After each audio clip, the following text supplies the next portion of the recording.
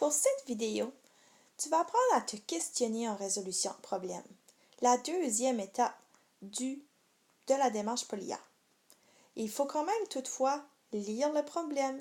C'est important de faire la première étape. Donc, nous allons commencer. Hier soir, Avalon a préparé des biscuits. Elle en a partagé avec sa famille et elle en a apporté quelques-uns à l'école pour ses amis. Combien en a-t-elle pour elle maintenant? Donc, avant de continuer plus loin, je vais m'assurer que je comprends mon problème, sinon, je dois les relire. Je vais surligner en même temps les informations importantes. Alors, Avalon a préparé des biscuits. Puis elle en a partagé avec sa famille et on a apporté quelques-uns à l'école pour ses amis. Puis on veut savoir combien elle en a pour elle maintenant. Alors, je remarque ici que je n'ai même pas aucun nombre dans mon problème. Et c'est fait exprès. Ton travail aussi n'aura pas de nombre. C'est là où est-ce que tu dois te questionner. Quelles sortes de questions qu'on peut se poser? Est-ce que ma réponse va être un gros nombre ou un petit nombre? Ceci, c'est une bonne question. Alors, si Avalon a préparé des biscuits au début, elle en a préparé un certain nombre. Puis après ça, elle en a donné à sa famille. Puis elle en a donné à ses amis. Fait qu'on cherche quelque chose qui va rester. Donc, elle va en avoir beaucoup moins à la fin qu'au début. Alors, ça ne peut pas être un plus parce que je cherche un petit nombre. Puis en faisant une addition, ça va me donner un plus gros nombre. Même chose pour la multiplication, ça me donnera un plus gros nombre. La division, je ne cherche pas à diviser des paquets égaux ici, mais j'ai donné un certain nombre à ma famille et d'autres à mes amis. Donc, je devrais faire 2 soustractions pour trouver un plus petit nombre à la fin. Alors, ce qu'on va faire, on va essayer d'autres problèmes avec le même concept que Avalon a préparé des biscuits. Alors, voici mes autres problèmes. Le premier, c'est celui qu'on a fait ensemble. Le deuxième, je vais commencer par le lire, la première étape de la démarche POLIA. Avalon a préparé des biscuits.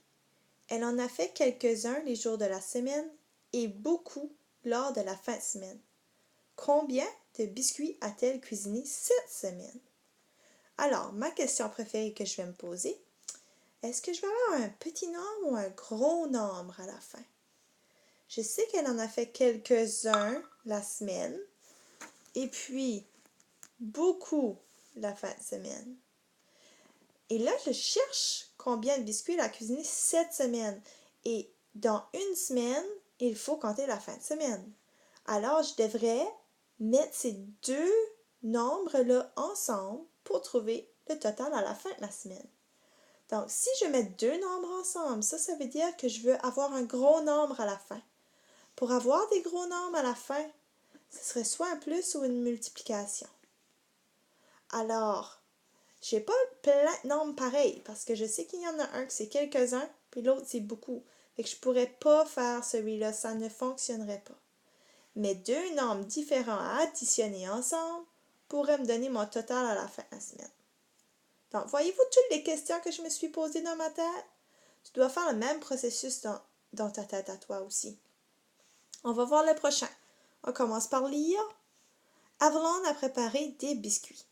Elle en a partagé avec sa famille. Combien de biscuits chaque membre de la famille a-t-il eu? Donc, encore des biscuits, mais elle les a partagés avec sa famille. Puis on veut savoir combien de biscuits chaque membre a-t-il eu. Et quand on partage, normalement on partage de façon égale. Donc, sa famille n'aura pas le même montant qu'elle a eu au début. Ça devrait être un plus petit nombre parce qu'elle en a fait seulement un certain nombre. Donc, pour avoir un petit nombre, j'ai le choix de prendre la soustraction ou la division. Mais ici, parce que c'est des petits nombres pareils que je veux, il faudra que je fasse une division. Finalement, Avalon a préparé des biscuits. Elle en a préparé le même nombre chaque jour de la semaine. Combien de biscuits a-t-elle cuisiné cette semaine? Donc, encore une fois, elle a préparé des biscuits et on ne sait pas combien au début. Mais on sait qu'elle a préparé le même nombre chaque jour de la semaine. Donc, s'il y a 7 jours, eh bien, elle en aura préparé le même nombre à chaque journée pendant 7 journées. Combien de biscuits a-t-elle cuisiné cette semaine? Donc, pendant 7 jours, elle a cuisiné le même et je veux savoir le nombre au total. Donc, je devrais avoir un gros nombre à la fin de ma semaine. Ça pourrait soit être une addition ou une multiplication. Donc, si disons qu'elle en aura fait 5 pendant 7 jours, je pourrais l'additionner. Ça arriverait à la même réponse, mais si je faisais une multiplication de 5 fois 7, parce que 5 biscuits pendant 7 jours, ça irait bien plus vite pour trouver ma réponse. Alors, c'est un autre questionnement que tu peux avoir dans ta tête. Maintenant, ton travail consiste à la même chose que la vidéo. Si tu as besoin d'aide, viens me voir. Bonne chance!